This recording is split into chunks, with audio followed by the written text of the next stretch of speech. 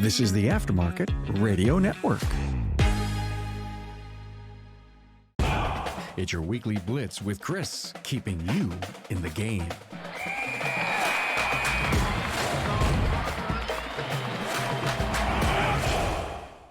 Coming to you from the crossroads of industry knowledge and business innovation, this is the Weekly Blitz, hosted by me, Coach Chris Cotton from AutoFix-Auto Shop Coaching. The Weekly Blitz is a show that supercharges your auto repair business knowledge, helping you navigate the labyrinth of the automotive world, giving you the tools and the tips you need to steer your business to success. Each week, we deliver an episode jam-packed with insider know-how, industry developments, practical business strategies, and surprising things you didn't know you didn't know.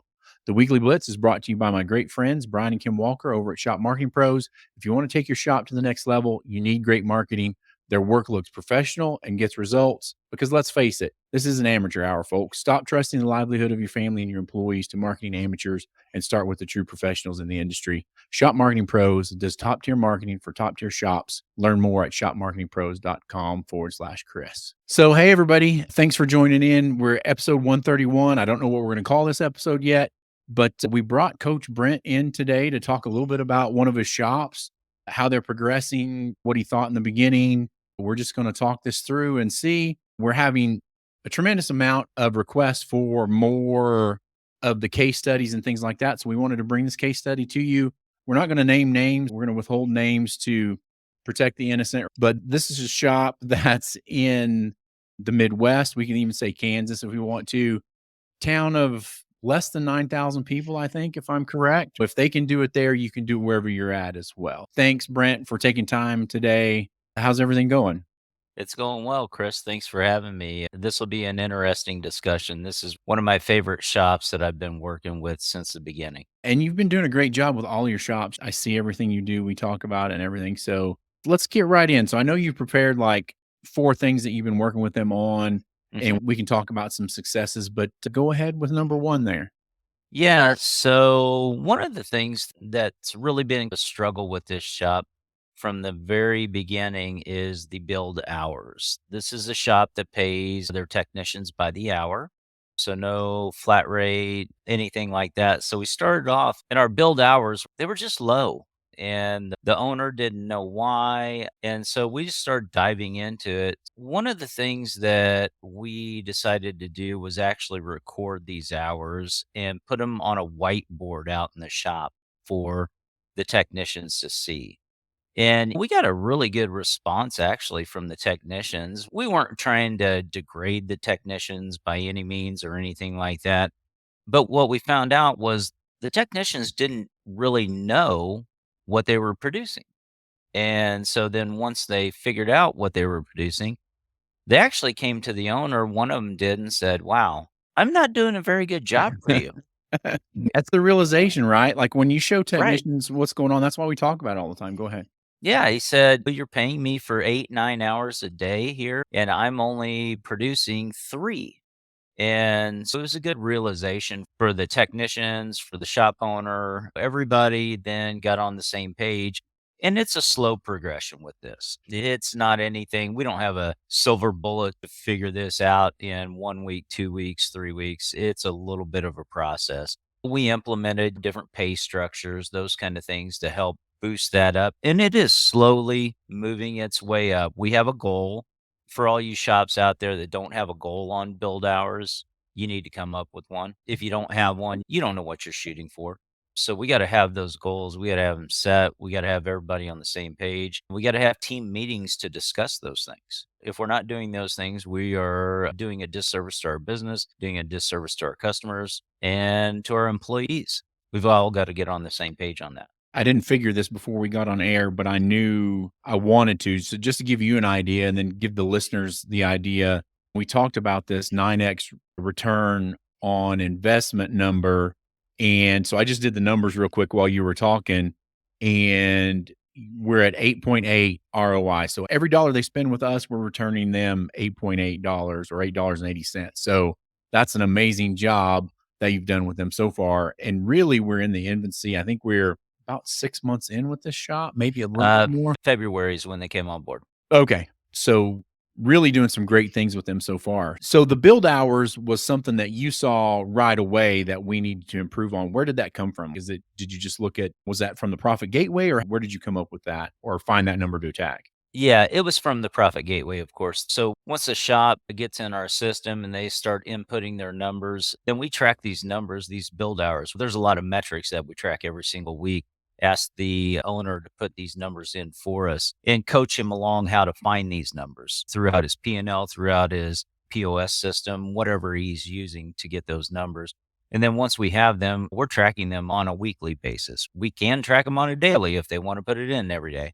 But typically, all my clients, I ask them to put them in weekly so we can have a good conversation because I speak to them once a week. We have something to talk about right away there. Why are our build hours down for this week?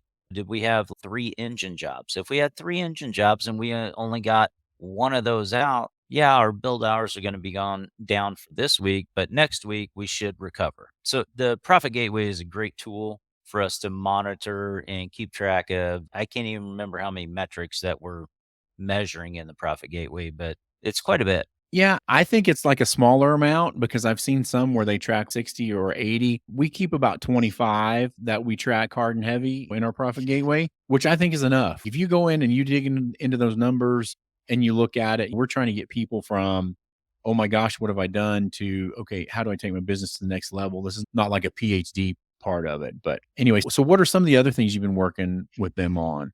So we started, and this has just been done in the last couple of weeks. We started working on internet presence with this business.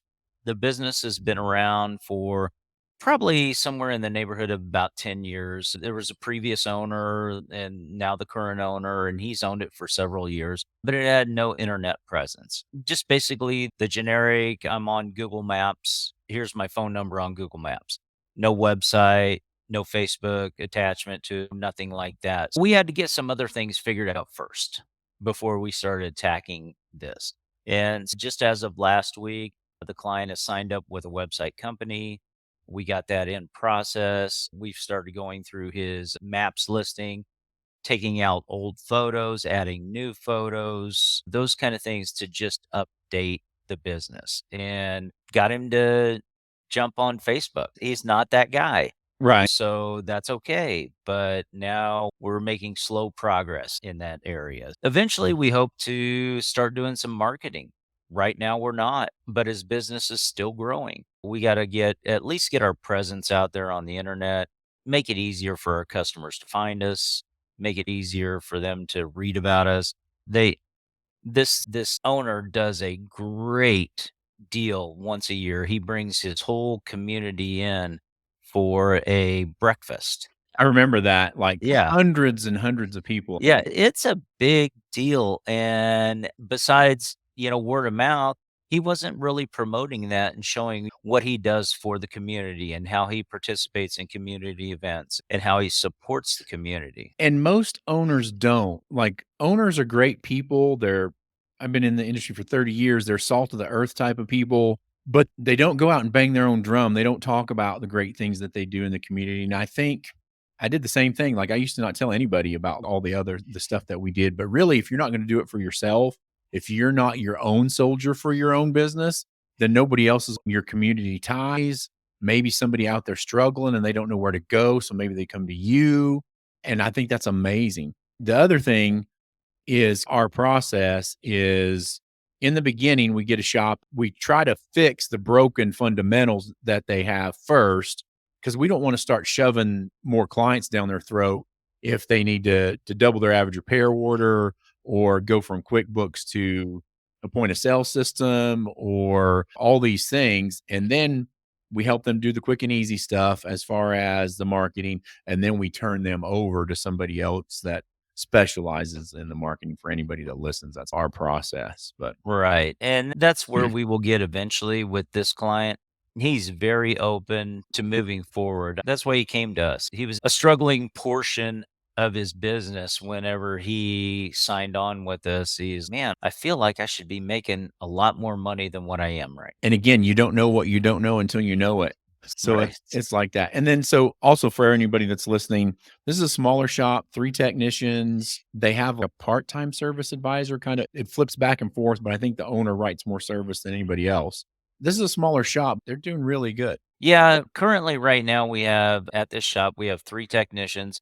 One technician will jump up and do some service advising at times. The owner is mainly a service advisor, but he will wrench. He's a highly skilled technician.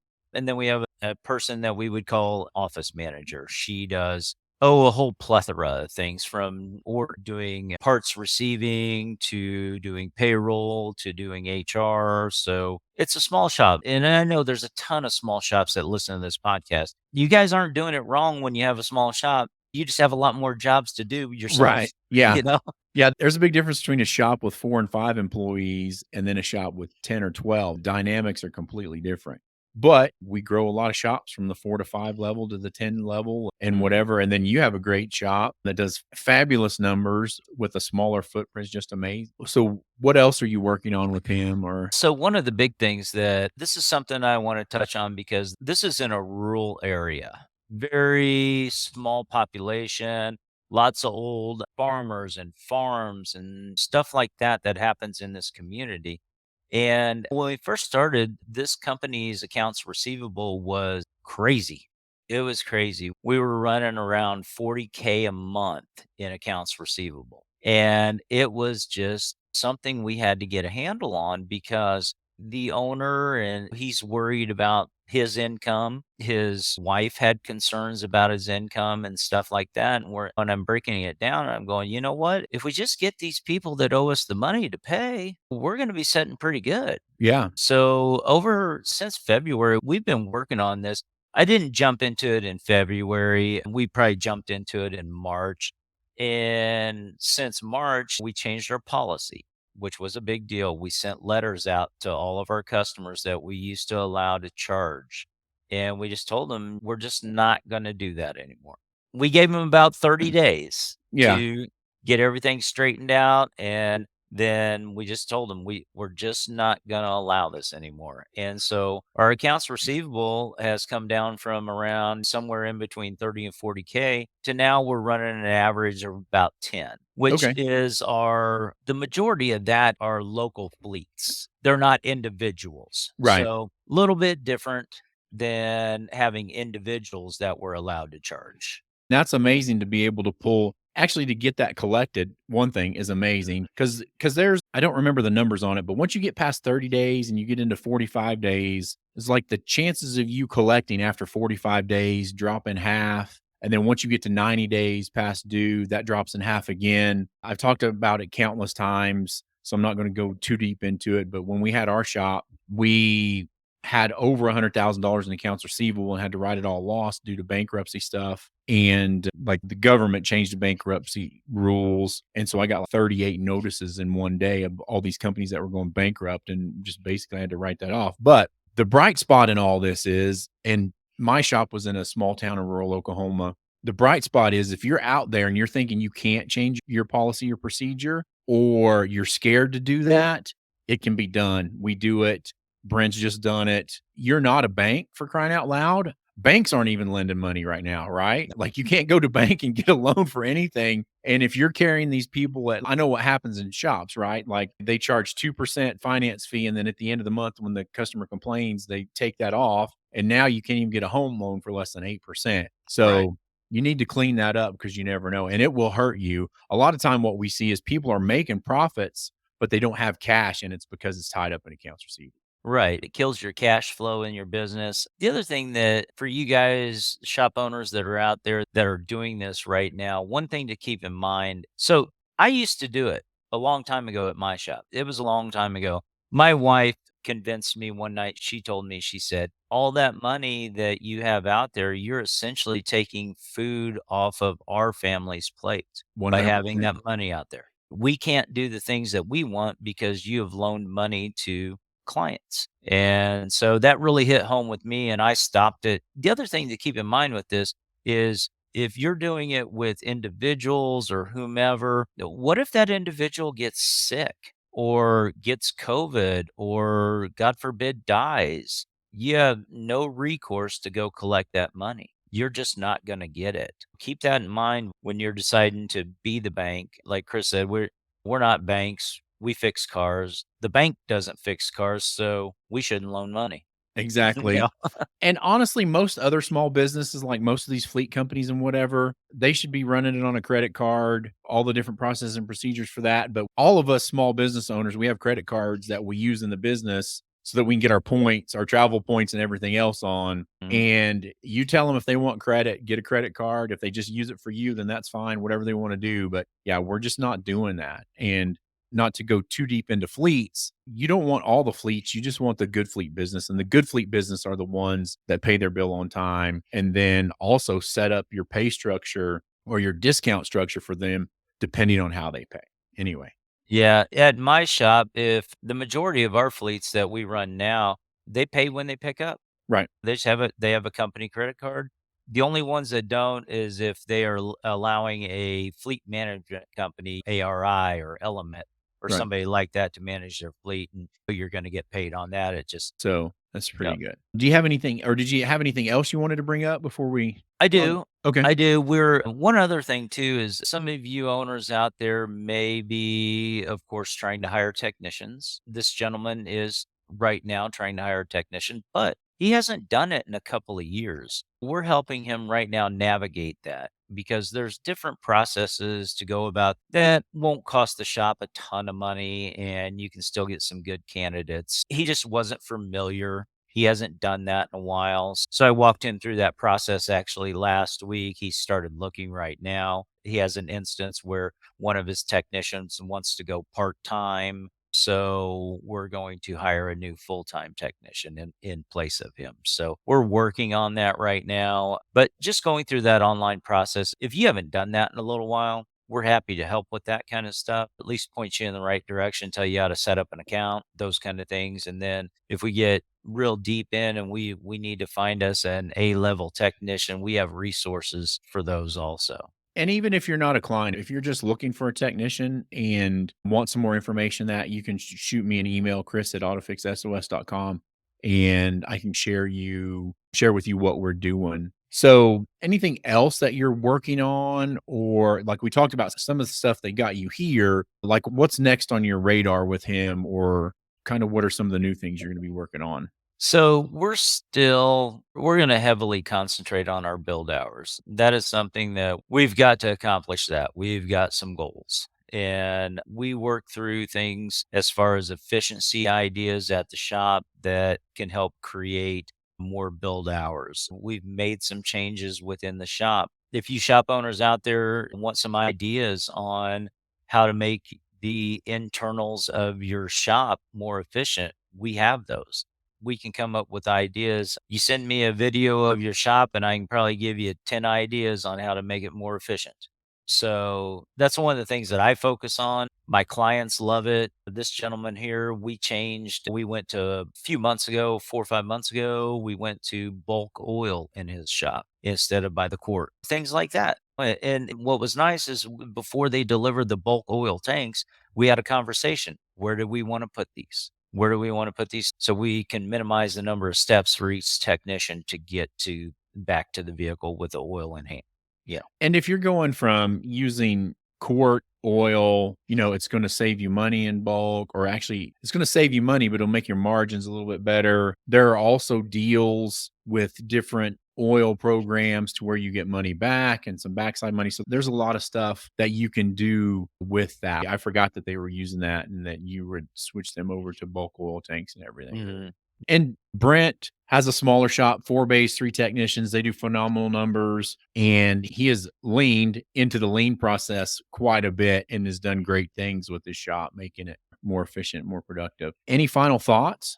I just want the smaller shops out there to know that you don't have to be a great big shop to do really good numbers. I have a shop that's, like Chris has said, it's 4 bays, 3 technicians. We run 2 service advisors and myself, and I'm hands off several days of the week. But you can run a very efficient shop. You can have good people, retain good people, and pay really well just if you get all your processes down, Right. you know? And you can have a great life. You don't have to have 2, 3, 4, 5 shops. You can have one really great shop and do great things for it and have a huge impact on the community, have a huge impact on your employees and take several days off a week and then coach other shops to get like where they are, like Coach Brent. Yeah, just if you wanna grow, you don't always have to get another shop, but you can just grow the shop that you have. That's what I've chosen to do. I just I'm not opposed to multiple shops as an owner by any means. There are some great guys that do fabulous jobs with that.